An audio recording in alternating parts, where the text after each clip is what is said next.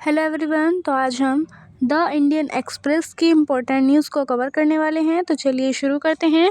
तो आज है 10 नवंबर 2025 मंडे। वर्ष के दिनों की बात करें तो 310 दिन अब तक जा चुके हैं और मात्र इस वर्ष में 55 दिन बाकी हैं।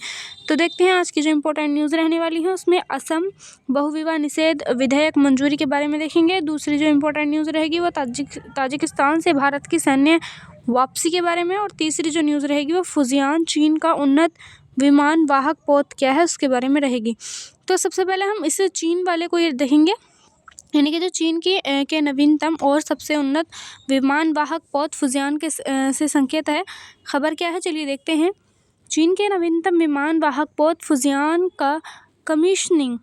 हाल ही में चीन ने अपना तीसरा और सबसे उन्नत विमान वाहक पोत जिसका नाम है फुजियान कमीशन पर दिया है, जो People's Liberation Army Navy plan की क्षमताओं को नई ऊंचाई पर ले जाता है।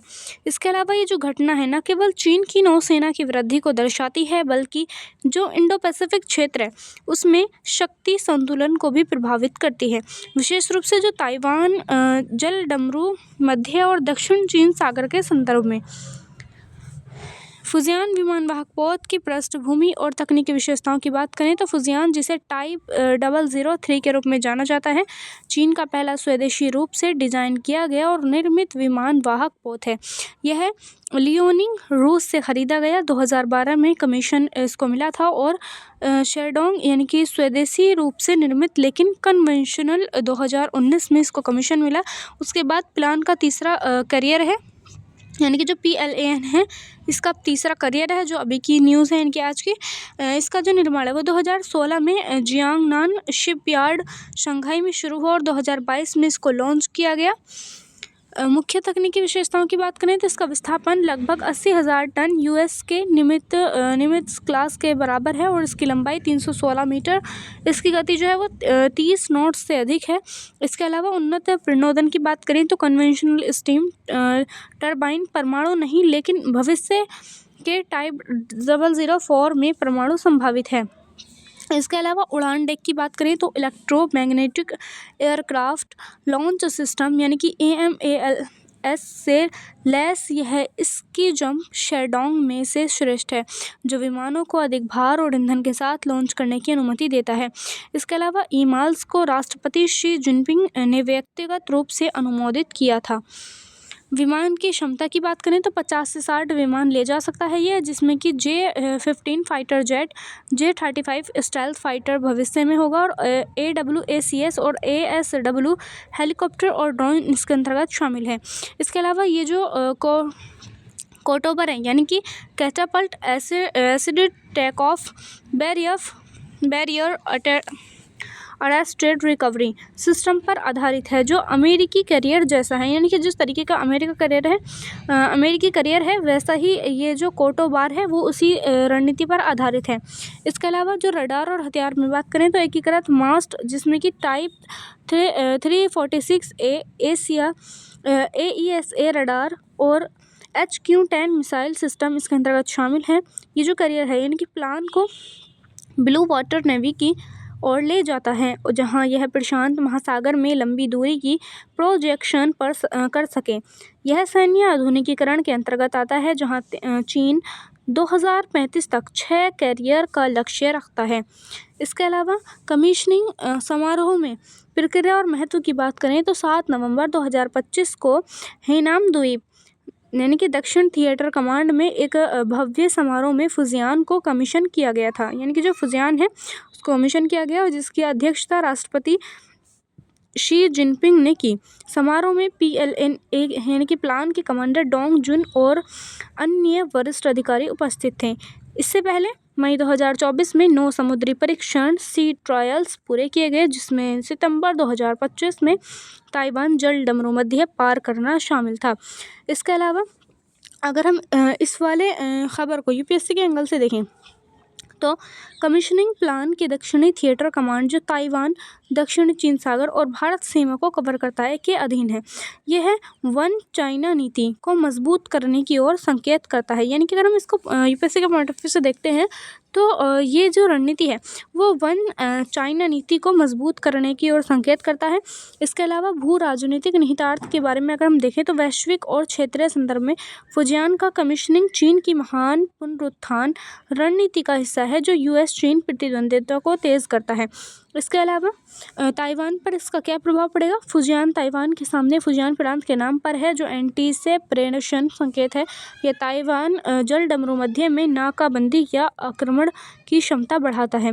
विशेषज्ञों के अनुसार यह यूएस के 11 कैरियर फ्लीट के मुकाबले चीन को नंबर 2 बनाता है, यानी कि जो इसके मुकाबले जो चीन है उसको नंबर 2 बनाता है और ताइवान ने इसे प्रदर्शन बताया जबकि यूएस ने क्षेत्रीय स्थिरता पर चिंता जताई है।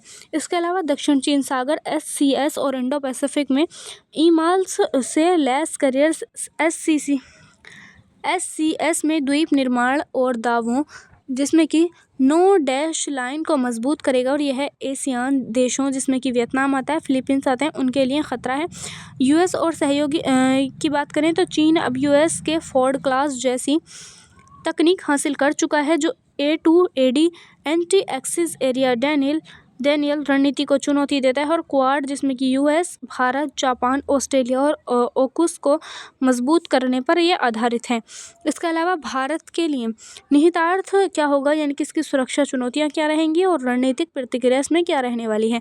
तो चीन की नौसेना वृद्धि भारत के लिए सीधी चुनौती है, विशेष रूप से स्ट्रिंग ऑफ पर्ल्स जिसमें पाकिस्तान, श्रीलंका, बांग्लादेश में चीनी बेस के माध्यम से होगा। इसके अलावा सुरक्षा खतरे के अंतर्गत फुजियान हिंद महासागर में भारतीय नौसेना यानी कि INS विक्रमादित्य विक्रांत को चुनौती दे सकता है। अंडमान निकोबार में भारतीय बेस अब अधिक रणनीतिक है। भारत की इसमें प्रतिक्रिया क्या रही, तो इसमें INS विक्रांत में भारत का पहला स्वदेशी कैरियर 2022 का मिशन है, लेकिन इसकी जंप वाला अगला 2028 ईमाल्स वाला होगा। यानी कि अब जो है वो स्वदेशी कैरियर का है INS विक्रांत और जो अगला होगा यानी कि जो 2028 का होगा वो ईमाल्स वाला होगा। क्वाड और मालाबार अभ्यास की बात करें तो 2025 के मालाबार में फोकस कैरियर ऑपरेशंस पर आधारित है और इसके अलावा जो एक्ट ईस्ट नीति है उसमें एशियान के साथ सहयोग बढ़ाना ज़रूरी है। भारत को आर्थिक आयाम की बात करें तो SCS में 30% वैश्विक व्यापार प्रभावित हुआ है और भारत के तेल आयात पर असर पड़ा है। अगर हम इससे रिलेटेड क्वेश्चन को देखें तो हाल ही में कमीशन किया गया चीन का तीसरा विमान वाहक पोत फुजियान किस प्रकार की प्रणोदन प्रणाली से लैस है जो इसे पूर्ववर्ती शेरडोंग से श्रेष्ठ बनाती है? तो इसका आंसर होगा बी, यानी कि इलेक्ट्रोमैग्नेटिक एयरक्राफ्ट लॉन्च सिस्टम यानी कि ईमाल्स। ठीक है। इसके अलावा इससे रिलेटेड क्वेश्चन में फुजियान विमान वाहक पोत के कमीशनिंग का भारत के लिए प्रमुख भू राजनीतिक निहितार्थ क्या है, विशेष रूप से जो इंडो पैसिफिक क्षेत्र है उसमें? तो इसका आंसर होगा बी, दक्षिण चीन सागर में स्ट्रिंग ऑफ पर्ल्स रणनीति का विस्तार करना है जो भारतीय नौसेना को चुनौती देता है। इसके अलावा अब हम देखते हैं अपनी अगली न्यूज़ के बारे में जो story of India's withdrawal from overseas airbase in Tajikistan के ऊपर है। देखते हैं चलिए इसके बारे में। अगर हम देखें यहाँ पर मैप में, हाँ, तो यहाँ पर जैसे हम यहाँ पर देख पा रहे हैं हमारा इंडिया है, ये पाकिस्तान है, ये अफ़गानिस्तान है, ये यहाँ पर चाइना है, ये ताजिकिस्तान है। ये वाला जो क्षेत्र है ये है ताजिकिस्तान। ठीक है, ये है यहाँ पर ताजिकिस्तान और ये यहाँ की जो है वो बात हो रही है। देखते हैं इसके बारे में। भारत का ताजिकिस्तान में विदेशी हवाई अड्डे से पीछे हटना, ये उसके बारे में न्यूज़ है। इसका परिचय में भारत ने ताजिकिस्तान के आईनी हवाई अड्डे से अपनी सैन्य उपस्थिति को चुपचाप समाप्त कर दिया है। यह भारत का एकमात्र विदेशी हवाई अड्डा था जिसे भारत ने लगभग 2 दशकों तक संचालित किया और 2022 में इसको शुरू हुआ था और इसका विघटन हाल ही में सामने आया। ये जो विघटन है हाल ही में सामने आया जब भारत ने आधिकारिक तौर पर पुष्टि की कि सैन्य कर्मियों की तैनाती समाप्त हो चुकी है। इसके अलावा ये जो घटना है वो भारत की विदेश नीति, भू राजनीतिक रणनीति और मध्य एशिया में प्रभाव क्षेत्र के विस्तार से जुड़ी महत्वपूर्ण है। यह लुक ईस्ट से एक्ट ईस्ट और कनेक्ट सेंट्रल एशिया नीतियों का प्रतिबिंब दर्शाती है। साथ ही क्षेत्रीय चुनौतियों जैसे कि तालिबान शासन पर चीन पाकिस्तान गठजोड़ का आकलन करती है। इसके अलावा इसकी पृष्ठभूमि और आईनी हवाई अड्डों का इतिहास और विकास की बात करें तो स्थापना और निवेश में 2002 में भारत और ताजिकिस्तान सरकार के बीच हुए समझौते के तहत भारत ने आईनी हवाई अड्डे का विकास किया और यह दुशांबे से 15 किलोमीटर दूर स्थित है और सोवियत काल का पुराना हवाई अड्डा था। भारत ने लगभग $80 मिलियन करीब 700 करोड़ रुपए का निवेश कर इसका नवीनीकरण किया, जिसमें कि रनवे, हैंगर और अन्य सुविधाओं का आधुनिकीकरण शामिल था। इसके अलावा सैन्य तैनाती की बात करें तो 2010 के दशक से भारत ने यहाँ वायुसेना से Su-30 MKI लड़ाकू विमानों की तैनाती शुरू की थी और सेना और वायुसेना ने लगभग 100 से 150 कर्मी तैनात थे इसमें। ये भारत की पहली विदेशी सैन्य तैनाती थी जो 1990 के दशक में अफगानिस्तान के सीमित सहायता से अलग थी। इसके अलावा रणनीतिक महत्व में आईनी हवाई अड्डा वाखान गलियारे, जिसमें अफगानिस्तान चीन सीमा आती है, उसके निकट स्थित है, जो अफगानिस्तान, चीन और पाकिस्तान की सीमाओं को जोड़ता है। यह भारत को मध्य एशिया में निगरानी करने, खुफिया जो जानकारी है उसको इकट्ठा करने और त्वरित हस्तक्षेप की क्षमता प्रदान करता है। इसके अलावा विघटन के कारण और बहुआयामी विश्लेषण से अगर हम इस खबर को देखें तो इस समाचार के अनुसार 2022 में तालिबान के अफगानिस्तान पर कब्जे के बाद हवाई अड्डे की स्थिति खराब हो गई थी, जिसने भारत को पीछे हटने पर मजबूर किया और इसके प्रमुख जो कारण थे वो यहाँ पर दिए गए हैं। वो क्या है? कारण तो है सुरक्षा और रखरखाव की चुनौतियाँ, जिसमें तालिबान शासन के बाद क्षेत्रीय अस्थिरता बढ़ी, जिससे लॉजिस्टिक सप्लाई चेन बाधित हुई और हवाई अड्डे की खराब स्थिति जैसे ईंधन और रखरखाव की कमी ने संचालन को असंभव बना दिया था। इसके अलावा जो इसका दूसरा कारण है वो है राजनीतिक दबाव। ताजिकिस्तान की सरकार ने नई लीजिंग शर्तें लगाईं जो भारत के लिए अस्वीकार्य थीं। रूस और चीन का बढ़ता प्रभाव, जिससे शंघाई कोऑपरेशन ऑर्गेनाइजेशन SCO के माध्यम से ताजिकिस्तान को भारत से दूर कर रहा था। इसके अलावा रणनीतिक पुनर्मूल्यांकन की बात करें तो भारत ने अपनी ऊर्जा को हिंद महासागर क्षेत्र जैसे कि मॉरिशस और द्वीप समूह पर केंद्रित किया था। यह नेबरहुड फर्स्ट नीति का हिस्सा है, जहां पर मध्य एशिया में आर्थिक कूटनीति, चाबहार पोर्ट IMC को प्राथमिकता दी जा रही है। इसके अलावा भू राजनीतिक निहितार्थ की बात करें तो भारत की रणनीतिक हानि या लाभ में क्षेत्रीय प्रभाव, यानी कि आईनी हवाई अड्डा पाकिस्तान ओपन POK के चीन के उत्तरी पश्चिमी क्षेत्र शिनजियांग पर नजर रखने में सहायक था। इसका विघटन भारत की केंद्रीय एशिया में पहुंच को सीमित करता है, जहां चीन की belt and road initiative BRI projects जैसे वाखान कॉरिडोर तेजी से फैल रहे हैं। ताजिकिस्तान में यूरेनियम, सोना और प्राकृतिक संसाधनों के सांस्कृतिक और आर्थिक संबंध मजबूत हैं, लेकिन सैन्य उपस्थिति के बिना ये जो संबंध है वो कमज़ोर पड़ सकते हैं। इसके अलावा जो चीन और रूस का बढ़ता प्रभुत्व है, इसमें चीन ने ताजिकिस्तान में कई सैन्य अड्डे स्थापित किए, जबकि रूस का 201 सैन्य अड्डा पहले से मौजूद है। भारत का पीछे हटना SCO और ईस्टर्न एशिया समिट जैसे मंचों पर असंतुलन पैदा कर सकता है। इसके अलावा भारत की वैकल्पिक उपस्थिति के बारे में बात करें तो हिंद महासागर में मॉरिशस में आधिकारिक सैन्य अड्डा, अगस्ता पोर्ट और डिजिबूटी में अनौपचारिक सुविधा देना, और ये चीन के स्ट्रिंग ऑफ पल्स यानी कि पल्स ऑफ स्ट्रिंग रणनीति का मुकाबला करते हैं। इसके अलावा अगर हम देखें तो अन्य क्षेत्रों के बारे में तो अफगानिस्तान में RBG रॉयल भूटानी गार्ड्स प्रशिक्षण और भूटान में सैन्य सहयोग जारी है। वैश्विक स्तर पर क्वाड और I2U2 जैसे जो गठबंधन है उसमें भारत अपनी पहुंच मजबूत कर रहा है। अब देखते हैं हम इस खबर के निष्कर्ष के बारे में और भविष्य की क्या दिशा होगी। तो ये जो विघटन है वो भारत की विदेश नीति में स्मार्ट पावर, आर्थिक और कूटनीतिक दोनों तरीके से उसकी ओर झुकाव दर्शाता है, लेकिन मध्य एशिया में चीन के विस्तार को रोकने के लिए नई रणनीति की आवश्यकता है। भविष्य में भारत ताजिकिस्तान के साथ द्विपक्षीय व्यापार वर्तमान में $1 बिलियन तक बढ़ाकर प्रभाव बनाए रख सकता है, और ये जो घटना है वही साबित करती है कि वैश्विक भू राजनीति में स्थिरता एक मिथक है और भारत को लचीला इसके अंतर्गत रहना होगा। अब हम देखते हैं अगली अपनी न्यूज़ के बारे में, जो असम कैबिनेट के बारे में, असम के बारे में ये न्यूज़ है। असम और मणिपुर की जो हालिया घटनाएं भी हुई हैं उसमें अभी फ़िलहाल में जो 9 से 10 नवंबर 2025 को प्रकाशित समाचारों के अनुसार जो असम में 2 महत्वपूर्ण नीतिगत निर्णय लिए गए थे, जिसमें कि स्वदेशी लोगों को हथियार लाइसेंस जारी करने की योजना फरवरी 2026 से और बहुविवाह निषेध बिल 2025 को कैबिनेट मंजूरी दी गई थी। साथ ही मणिपुर में पब्लिक सर्विस कमीशन यानी कि पीएससी की परीक्षा में प्रश्न पत्रों के मिश्रण के कारण स्थगन जो है की घटना यहाँ पर सामने आई थी। ये जो घटनाएं हैं वो उत्तर पूर्व भारत की सामाजिक राजनीतिक जटिलताओं को उजागर करती हैं, जहां जनजातीय अधिकार, सुरक्षा चिंताएं और प्रशासनिक दक्षता प्रमुख हैं।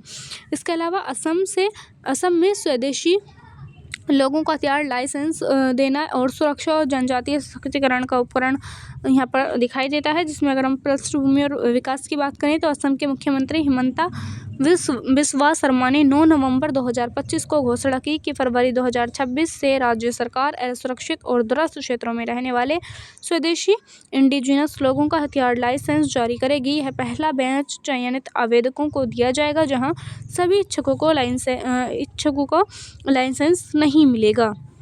इसके अलावा पहले से ही अगस्त 2025 में एक ऑनलाइन पोर्टल लॉन्च किया गया था, जो असम के वुल्नरेबल एरियाज में रहने वाले स्वदेशी नागरिकों के लिए आवेदन सुविधा प्रदान करता है। शर्मा ने कहा कि यह कदम मुस्लिम घुसपैठियों के कारण बढ़ती असुरक्षा में जवाबदेह है, जो स्वदेशी समुदायों जैसे बोडो और मिशिंग को खतरे में डाल रही है। अप्रैल 2026 में विधानसभा सत्र में इसे प्रस्तुत किया जाएगा। इसके अलावा कारण और तर्क की बात करें तो सुरक्षा चिंताएं यहाँ पर नजर आ रही हैं, जिसमें असम में अवैध घुसपैठ और सीमा विवाद, बांग्लादेश सीमा के कारण स्वदेशी समुदायों पर हमले बढ़े हैं। और शर्मा ने इसे अल्फा यानी कि घुसपैठ से जोड़ते हुए कहा कि यह लाइसेंस उद्विग्न एंड रिमोट क्षेत्रों में सुरक्षा सुनिश्चित करेगा। इसके अलावा चयन प्रक्रिया की बात करें तो लाइसेंस बहुत चयनात्मक होंगे, जिसमें पृष्ठभूमि जांच और प्रशिक्षण शामिल होगा, और यह आर्म्स एक्ट 1959 के अनुरूप होगा। इसके अलावा राजनीतिक संदर्भ की बात करें तो भाजपा सरकार की स्वदेशी एजेंडा का हिस्सा है, जो एनआरसी 2019 और सीएए 2019 से जुड़ा हुआ है। भू राजनीतिक और सामाजिक निहितार्थ के बारे में देखें तो इसमें सकारात्मक जो पहलू हैं उसमें स्वदेशी सशक्तिकरण से ग्रामीण सुरक्षा बढ़ेगी, जो उग्रवाद प्रभावित क्षेत्रों जैसे कि बोडोलैंड में शांति ला सकती है, और यह आत्मनिर्भर भारत के तहत स्थानीय सशस्त्रकरण को बढ़ावा देगा। इसके अलावा इसकी चुनौतियाँ क्या रहने वाली हैं, फिर जो नकारात्मक पहलू होंगे उसमें हथियारों का दुरुपयोग जैसे कि जातीय संघर्ष के लिए उसका जोखिम यहाँ पर दिखाई देता है, यानी कि ऐसा हो सकता है। इसके अलावा मानवाधिकार संगठन जैसे एमनेस्टी इसे समुदाय आधारित सशक्तिकरण के रूप में आलोचना कर सकता है, यानी कि जो एमनेस्टी इंटरनेशनल है वो उत्तर पूर्व में हथियारों का प्रसार, जिसमें कि नागालैंड मणिपुर मॉडल आता है, उससे पहले से समस्या है। इसके अलावा जो असम और बहुविवाद निषेध बिल 2025 है उसमें सामाजिक सुधार और धार्मिक हस्तक्षेप की बात करें तो इसकी पृष्ठभूमि और विकास में 9 नवंबर 2025 को असम कैबिनेट ने Assam prohibition of polygamy bill, यहाँ पर कौन सा बिल आया था, Assam prohibition of polygamy bill 2025 को मंजूरी दी, जो 25 नवंबर को विधानसभा में तालिका होगा। बिल जो है वो बहुविवाह को अपराध बनाता है, जिसमें 7 साल तक जेल और जुर्माने का प्रावधान है। इसके अलावा ये कॉग्निजेबल और नॉन बेलेबल अपराध होगा। पीड़ित महिलाओं के लिए विशेष फंड, कंपेंसेशन और न्यायिक टाउनशिप रंगमहल की स्थापना होगी। महत्वपूर्ण क्यों है ये, 6ठी अनुसूची के तहत जनजातीय क्षेत्रों जिसमें कि बोडोलैंड, कार्बी आंगलोंग और डिमा हसाओ में ये लागू नहीं होगा, जहाँ पे बहुविवाह सांस्कृतिक प्रथा है। इसके अलावा कारण और तर्क की बात करें तो सामाजिक न्याय यहाँ पर देखने को मिलता है। इनके शर्मा ने कहा कि तालिबान शासन के बाद अफगानिस्तान में इस्लामी कानूनों के दुरुपयोग से प्रेरित यह बिल महिलाओं को पीड़ित से सशक्त बनाएगी और पहली पत्नी की सहमति के बिना दूसरा विवाह अपराध हो जाएगा। इसके अलावा यहाँ पर कुछ अपराध भी यहाँ पर कुछ अपवाद भी यहाँ पर देखने को मिले हैं, जिसमें से कि जनजातीय समुदायों जो एसटी हैं उनको छूट है, क्योंकि उनके रीति रिवाजों में बहुविवाह सामान्य है। इसके अलावा सामान्य राजनीतिक पृष्ठभूमि की बात करें तो भाजपा की यूनिफॉर्म सिविल कोड यूसीसी की दिशा में कदम है, लेकिन असम जो है वो विशिष्ट है। गुवाहाटी हाई कोर्ट के पूर्व जज जो जस्टिस रमेश चंद्र देवदास ने इसकी जांच की है। इसके अलावा भू राजनीतिक और सामाजिक निहितार्थ की बात करें तो इसमें जो सकारात्मक पहलू है उसमें महिलाओं के अधिकारों को मजबूत करेगा और विशेषकर ग्रामीण असम में जहां बहुविवाह गरीबों से जुड़ा है, फंड से आर्थिक सशक्तिकरण जो है वो बढ़ेगा। इसके अलावा चुनौतियां क्या रहेंगी, इसमें मुस्लिम समुदाय और असम की जो 34% आबादी है उसमें धार्मिक स्वतंत्रता यानी कि अनुच्छेद 25 का उल्लंघन का आरोप है, क्योंकि ये जो यानी कि अगर यहाँ पर अगर एक ही शादी को लेकर के बहुविवाह को अगर यहाँ पर बंद कर दिया जाएगा तो फिर जो मुस्लिम समुदाय है उसकी जो आस्थाएं हैं उसको जो है ठेस पहुँच सकती है।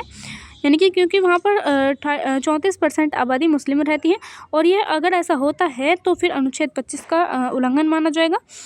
NRC के बाद तनाव जो है वो बढ़ सकता है और जनजातीय छूट से दोहरी नीति की आलोचना यहाँ पर की जा सकती है। इसके अलावा मणिपुर PSC परीक्षा स्थगन, प्रशासनिक लापरवाही का प्रतिबिंब के बारे में देखें तो पृष्ठभूमि और विकास में 7 नवंबर 2025 को Manipur civil services combined competitive mains परीक्षा के दौरान GS 3rd, general studies 3rd और GS 4th यानी कि जनरल स्टडीज़ 4th पेपरों में मिश्रण हो गया, जिससे परीक्षा रद्द कर दी गई। Manipur public service commission MPSC ने 9 नवंबर को नई तारीख 22 नवंबर घोषित की और यह घटना 2024 के पेपर लीक घोटाले के बाद MPSC की विश्वसनीयता पर सवाल उठाता है। इसके अलावा अगर हम देखें इसका कारण क्या था और इसका निहितार्थ क्या है। प्रशासनिक विफलता देखें यहाँ पर तो परीक्षा केंद्रों पर पेपर वितरण में त्रुटि यहाँ पर देखी गई, जो उम्मीदवार लगभग 10,000 के लिए यहाँ पर हानि देखने को मिली है। मणिपुर की अशांति, एथनिक वायलेंस 2023 से उसके बीच यह और तनाव बढ़ा सकता है और व्यापक प्रभाव यहाँ पर देखने को मिला है, जिसमें उत्तर पूर्व में भर्ती प्रक्रियाओं की गुणवत्ता पर सवाल उठा है। सुप्रीम कोर्ट के दिशा निर्देश पेपर लीक पर इसका उल्लंघन, यानी कि जो सुप्रीम कोर्ट ने दिशा निर्देश दिए थे उसका यहाँ पर उल्लंघन किया जा रहा है, यानी कि पेपर लीक करके। इसके अलावा निष्कर्ष और भविष्य की दिशा के बारे में देखें तो ये घटनाएं उत्तर पूर्व की जटिलताओं जिसमें कि जनजातीय स्वायत्तता, सुरक्षा और सुशासन आता है उसको दर्शाती है। असम के कदम सांस्कृतिक संवेदनशीलता के साथ सामाजिक न्याय पर फोकस करते हैं, लेकिन ध्रुवीकरण पर का जोखिम यहाँ पर दिखाई देता है। मणिपुर घटना सुधारों की मांग करती है और जो UPSC अभ्यर्थियों के को इन्हें संघवाद यानी कि GS पेपर 2 और सुरक्षा GS पेपर 3 से जोड़कर पढ़ना चाहिए, ताकि जो भविष्य में केंद्र राज्य समन्वय जिससे कि IBM 2015 में इन मुद्दों का समाधान संभव हो सके और उत्तर पूर्व को इंजन ऑफ ग्रोथ बनाने के लिए समावेशी नीतियाँ आवश्यक हैं। तो ये थी आज की हमारी न्यूज़। आज के लिए इतना ही, मिलते हैं कल नेक्स्ट वीडियो में। आज के थैंक्स फॉर वॉचिंग।